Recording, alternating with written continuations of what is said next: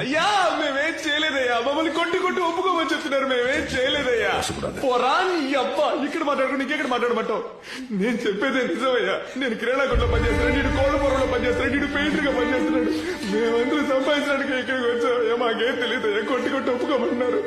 ఇలా చాలా మంది అమాయకపు యువకులు, మధ్యతరగతి కుటుంబాలకు చెందిన వ్యక్తులు చేయని తప్పులకు జైళ్లలో మగ్గిపోతున్నారు. డబ్బు, పలుకుబడి, రాజకీయ హోదాలను ప్రయోగించి చేయని తప్పులకు కావాలనే కేసులు పెట్టి సామాన్యులకు నరకం చూపిస్తున్నారు. ఇలాంటి అమాయకులను కాపాడటానికి ఉన్న చట్టమే బిఎన్ఎస్ చట్టం. అదే భారతీయ న్యాయ సంహిత చట్టం సెక్షన్ 248. ఈ చట్టం తప్పుడు కేసుల నుండి అమాయకులను రక్షిస్తుంది. నువ్వు తప్పు చేయకపోయినా కొంతమంది దుర్మార్గులు కావాలని నీపై తప్పుడు కేసు పెట్టి ఇబ్బందులు పెడుతున్నారని న్యాయస్థానంలో నిరూపిస్తే నీకు చట్టమే రక్షణగా నిలబడుతుంది.